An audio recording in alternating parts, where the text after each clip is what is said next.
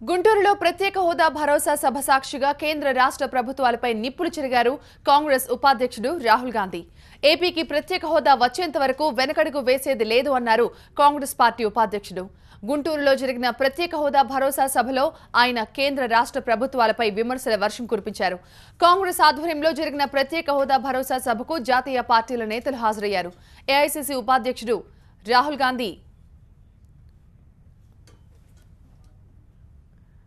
రాహుల్ గాంధీతో పాటు యూపీ మాజీ సీఎం అఖిలేష్ యాదవ్, సిపిఐ నేత రాజా, జేడీయూ నేతలు హాజరయ్యారు.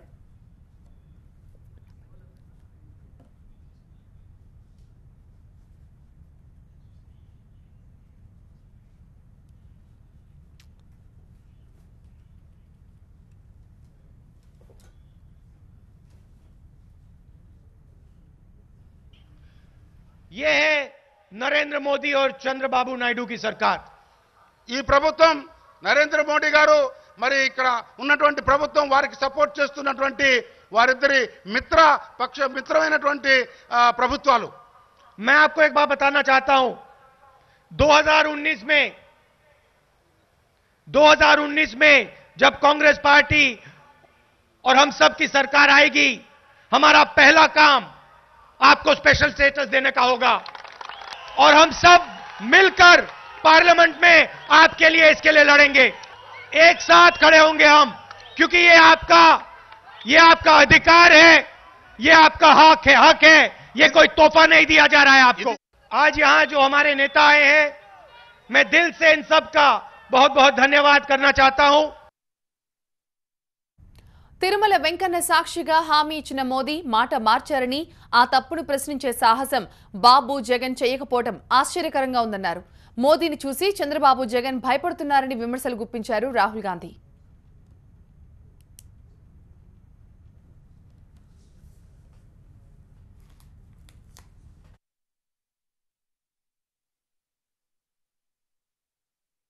अब मुझे एक बात समझ नहीं आ रही है.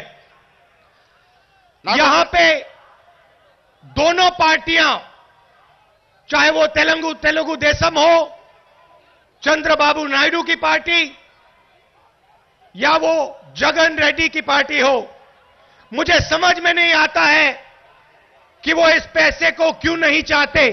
मुझे बात नहीं समझ आ रही. चीफ मिनिस्टर को ये पैसा क्यों नहीं चाहिए? जगन रेड्डी को ये पैसा आंध्र प्रदेश के लिए क्यों नहीं चाहिए? अगर आंध्र प्रदेश के पास पैसा होगा तो तेलुगु देशम को, चंद्रबाबु नायडू को भी फायदा होगा. नरेंद्र मोदी जी हिंदू धर्म की बात करते हैं, कहते हैं कि मैं हिंदू धर्म की रक्षा करता हूं. और नरेंद्र मोदी जी ने तिरुपति में आंध्र प्रदेश की जनता से वायदा किया था, ऐसे भाषण में नहीं. तिरुपति में मंदिर के सामने नरेंद्र मोदी जी ने आंध्र प्रदेश को कहा था कि मैं 10 साल स्पेशल स्टेटस आंध्र प्रदेश को देने वाला हूं. अब आप मुझे बताइए, ये किस प्रकार के हिंदू हैं जो तिरुपति में जाके झूठ बोलते हैं, आंध्र प्रदेश की जनता से झूठ बोलते हैं, वो स्पेशल स्टेटस के लिए नहीं लड़ रही हैं. आप ही समझिए किस प्रकार का स्पेशल पैकेज है इनके पास. कुछ ना कुछ दबाव इन दोनों पे नरेंद्र मोदी जी का और बीजेपी का तो होगा, ना कोई डर इनके दिल में होगा. इसी कारण ये आपके साथ नहीं खड़े हैं. కమిషన్ల కోసమే పోలవరం ప్రాజెక్టును రాష్ట్ర ప్రభుత్వం చేపట్టిందని విమర్శించారు రాహుల్ గాంధీ. హోదాను పక్కన పెట్టి కమిషన్ల కోసం ప్రాజెక్టును తీసుకున్నారన్నారు. आंध्रा बना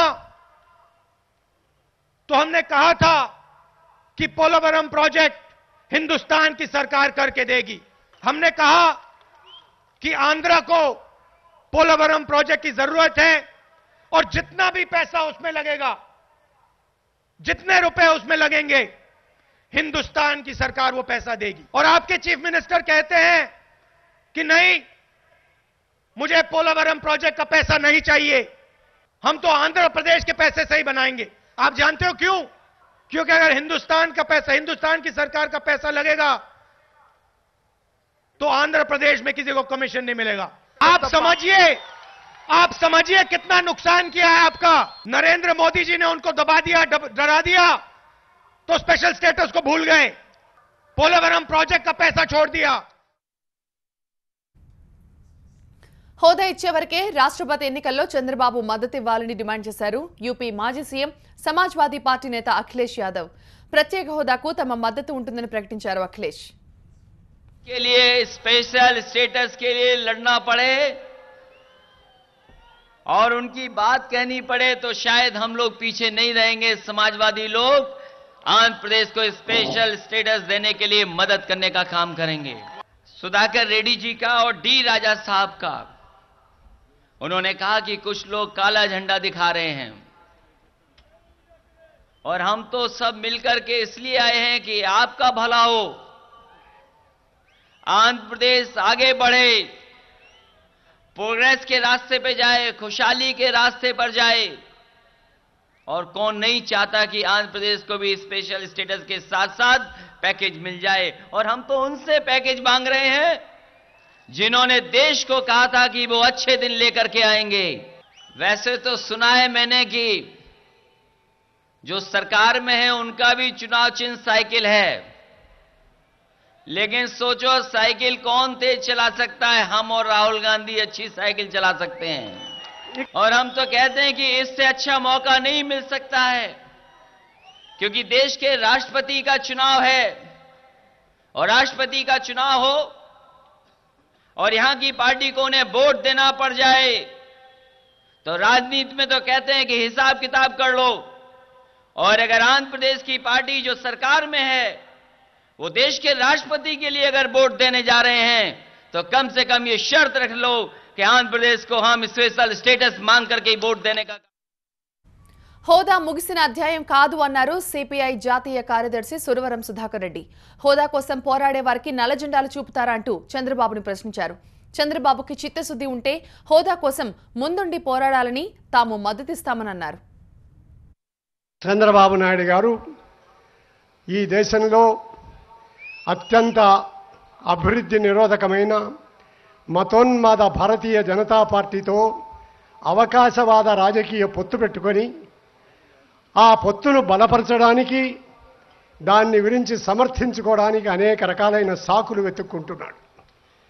ప్రత్యేక హోదా ముగిసినటువంటి అధ్యాయం అంటున్నాడు।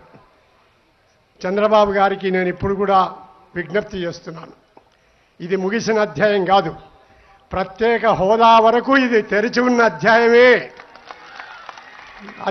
దాన్ని సాధించేందుకు గాను మీ నాయకత్వం కింద కాంగ్రెస్ పార్టీతో సహా అన్ని రాజకీయ పార్టీలను ఢిల్లీ తీసుకెళ్ళండి। పార్లమెంటు లోపల వెలుపల అందరం కలిసి పోరాటం చేద్దాం। ఈ ప్రత్యేక హోదాను సాధించుకోవడానికి ప్రయత్నం చేద్దాం।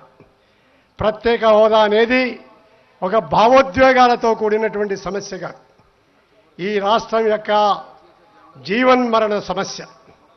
ఈ రాష్ట్రం విడిపోయిన తర్వాత అనేక రకాలైన సమస్యలు వచ్చినాయి। ఈ సమస్యలకు తోడు అమరావతి నిర్మాణం పేరుతో, విదేశాలలో పెట్టుబడులు సాధించడం పేరుతో వందల కోట్ల రూపాయలు బూడిదలో పోసిన పన్నీరులాగా చంద్రబాబు ఖర్చు పెట్టి ఈ రాష్ట్రాన్ని మరింత దివాలా తీయిస్తున్నాడు।